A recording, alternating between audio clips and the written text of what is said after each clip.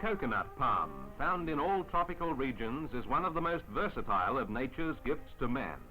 From the leaves and the trunk, many different types of fibrous products can be made, and the nuts themselves yield a wide variety of foodstuffs and other household needs. Coconuts, grown at a New Guinea plantation, are destined for the Australian market. The kernel, removed and dried, becomes copra, one of the essential products of modern life.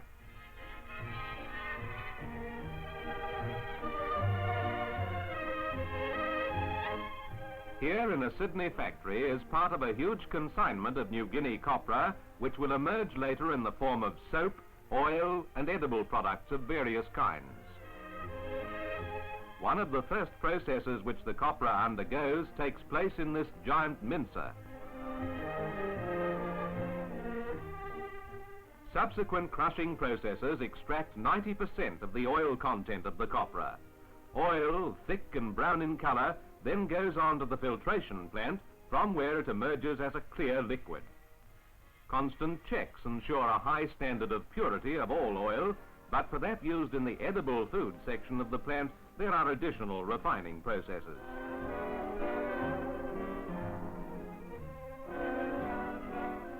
Filtered coconut oil is piped to the refinery, which is situated a quarter of a mile away in another part of the plant. Meanwhile, the copra crushed in the earlier processes is undergoing further grinding and sifting. At this stage, it becomes a pollard-like substance, which is used as a cattle feed. The oil is now ready for conversion into one of its several end products, household soap. Tallow and oil form the main constituents of the soap. A special machine regulates the temperature of the mixture. One pan alone holds approximately 30 tons of the soap in its liquid form, the mixing process extending over several days. Tests are made regularly to ensure that the proper consistency is maintained. Finally, the soap in recognizable form. Cut and stacked, it is then allowed to weather for some hours before being wrapped and packed ready for the laundries of Australia. But the kitchens of Australia also have to be catered for. Here in the edible food section of the factory, cofa and margarine are processed. The extruder, which has solidified the oil, expels the cofa in long bars.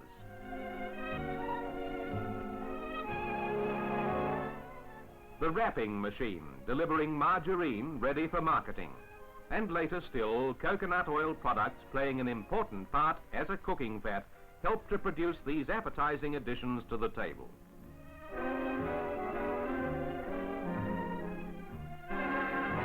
The simple coconut, which besides providing food for many native peoples, also meets the needs of people in many parts of the world with its wide range of byproducts.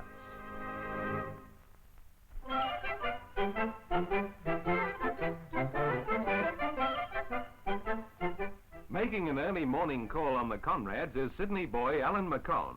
For the Conrads and Coach Talbot, it's a mutual pleasure, for Alan is something of a champ in the water himself. 6 years old, Alan already has embarked on a daily training routine prescribed by his coach Ben Shearman. It's a tough workout for a 6-year-old, but not beyond the capacity of this water baby. Too young to take part in championship events, Alan has already astounded the experts by recording times better than those of boys several years his senior.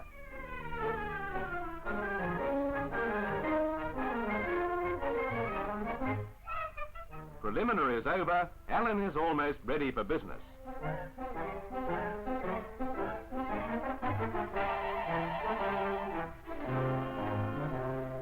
Currently swimming almost a mile each day as part of his training, he already has recorded such amazing times as 3 minutes 14 seconds for the 220 yards and 7 minutes 45 seconds for the 440.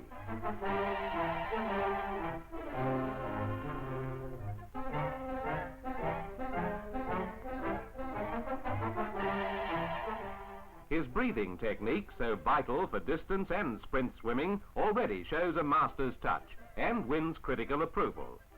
Coaches who have been following Alan's performances predict that this early burst will not peter out, but will culminate in even more amazing feats as he grows older.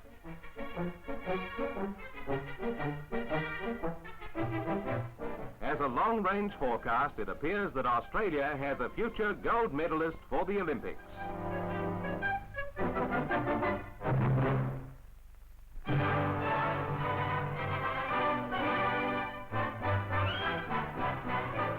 Southwestern Queensland, and below stretches mile after mile of the great Australian Outback. A familiar sight in the Outback is the Flying Doctor plane, an assuring symbol to the people of these isolated regions. But today it's not a mercy flight, merely a social occasion which is bringing the Flying Doctor in to land at Pailungra. The Doctor, his family and friends have come to attend a sports day to raise money for the Royal Flying Doctor Service and other charities. Pailungra, with an area of 1,400,000 acres, is the largest sheep station in Australia and possibly in the world. And there's an ideal spot for a gymkhana. The flag race, calling for skill on horseback, is one of the early events on the program. Some of the people attending the gymkhana have traveled as far as 300 miles.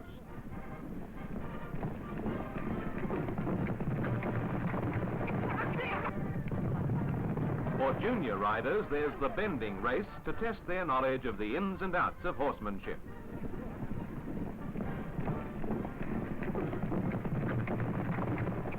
The melon race, ridden bareback. The idea is to race to your melon, pick it up and remount as quickly as possible. But there's always the fellow who overdoes things.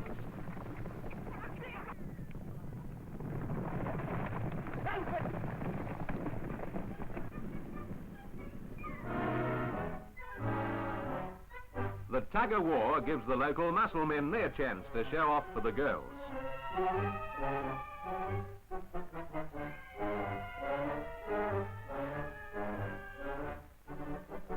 Prizes for the various events are donated by the station itself and by business firms. The prize for the tug-of-war is 1 dozen of the best, which accounts for all the determined expressions.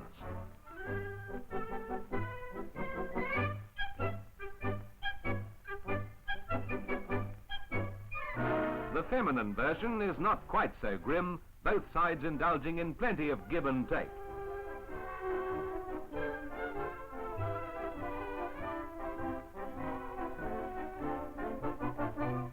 Now for one of the highlights, a difficult event requiring the strength of a caber tosser, the skill of a hammer thrower, and the energy of a housewife.